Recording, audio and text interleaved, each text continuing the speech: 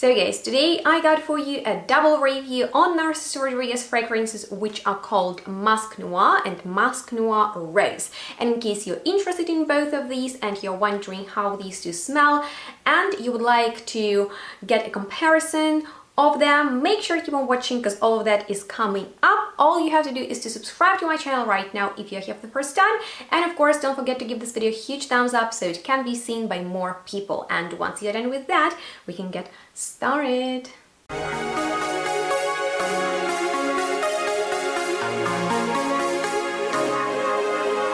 Hello and welcome everyone to today's comparison on Narciso Rodriguez fragrances Musk Noir and its newest flanker Musk Noir Rose that was released this year. And to be honest with you, I really enjoyed the last year's Musk Noir release by the brand Narciso Rodriguez that is surely known for its love to the note of musk. And when this year they came out with its first flanker Musk Noir Rose and I got a chance to smell it, I was reminded how great the original one is. So I went ahead and got both of them in the 30 ml size bottles, and you could see me unboxing these in my mega haul video in which I purchased so many different fragrances. So the quantity definitely won over quality in there, just because I wanted to add some new designer feminine fragrances to my collection, and I'm very happy about these ones because they are very special. And I would like to start with Musk Noir just because this is the first one that comes in a very simple, sleek, pale pink flacon with a black cap that actually inspired my look today. So let me know how well I matched my outfit to its design. And I want to spray it on so you can see the sprayer in action because it's so beautiful. And right away, this perfume really stands out among all the other perfumes for women that you can smell in your local shop, because this is surely a very musky perfume, but a lot of Narciso Rodriguez fragrances, as I've already said, are musky. What's so special about this one? Well, first of all, this is not that clean, very see-through, almost unnoticeable modern type of musk. Instead, this is almost an animalic musk, so it's not a black musk, but it's Musk Noir. It's a darker type of musk.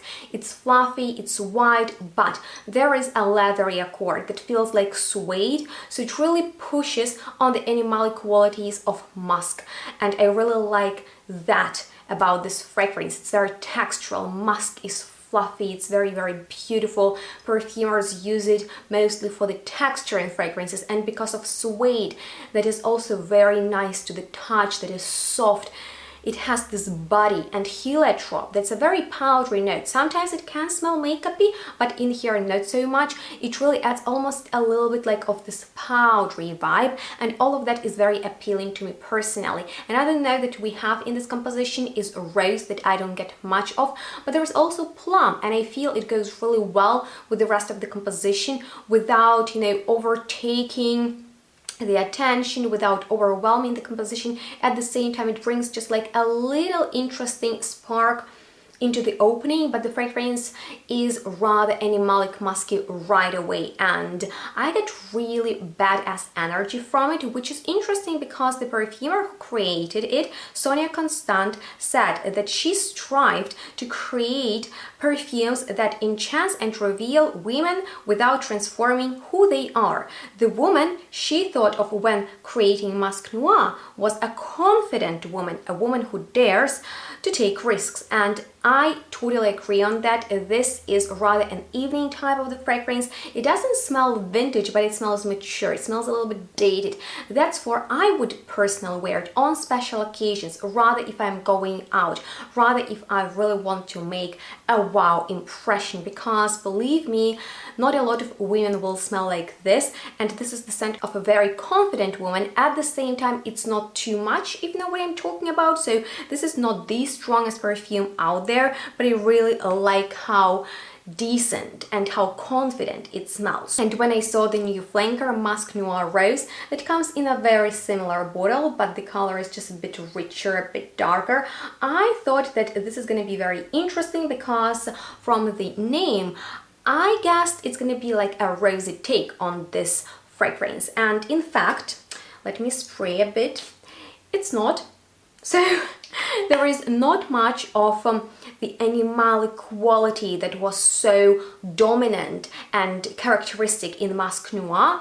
This is also a musky perfume for sure, but this musk is definitely fluffier, it's definitely less animalic and more modern smelling than Musk Noir, and also much sweeter. So when Musk Noir wasn't sweet at all, in here we have vanilla, and it surely brings in some sweetness into the composition, and the flowers such as rose and tuberose, they add complexity without smelling too dominant. So from the name you might think that this is going to be a rosy take on this perfume, and if you're expecting like a musky rose or maybe a rosy scent, sort of like of this blooming flower, it's not really what it's about. So sometimes rose can be really strong, and at least on me, I don't get much of the rose in this fragrance, but if you have different experience with it, make sure to share it with all of us down below. But I really want to talk about top notes in here because there are more than in Musk Noir, and they're also more noticeable, such as our plum from the original one, and in here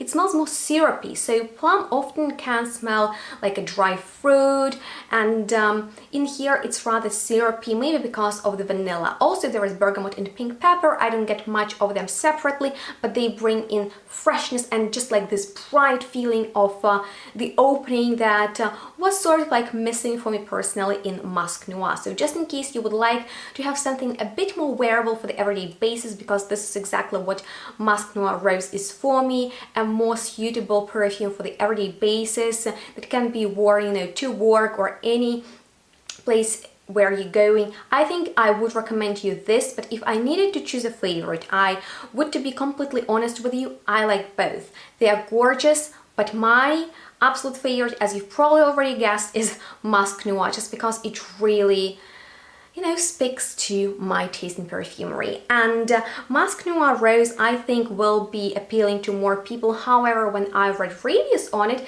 they were really different. Some people loved it, some people hated it, some people even said it smells like poo. I don't know what that is about, but I feel it's still a really pleasant fragrance, and both of these smell, you know, unique enough, and I really like what Narciso Rodriguez is doing with musky fragrances. You might remember my all-time favorite from him, Pure Musk, that they recommend to layer with these Musk Noir fragrances, which I will do right now. And Pure Musk is very nice white musk fragrance with almost this dirty floral in the background and creaminess. So I will apply Musk Noir for the sexiness, and the Musk Noir Rose, you know, just for the sweetness and more playful energy, because that's exactly what I'm getting from them. And on that note, I would definitely recommend you to look into this line and these fragrances when you're in the shop, because in my opinion they're worth your attention. So please let me know if you're already familiar with them or which one appeals to you more. If you have any questions left, I'm here to answer them, so just drop me a comment down below. Check out the description box for more helpful information, and if you enjoyed watching this video, please give it a thumbs up and don't forget to subscribe to my channel, as well as let me know which perfumes you would like me to review for you in the future. And if you would like to stay in touch, please follow me on my social media. And with that being said, thank you so much for watching. Make sure to stay tuned and smell good. We'll see each other next one really soon. Bye guys.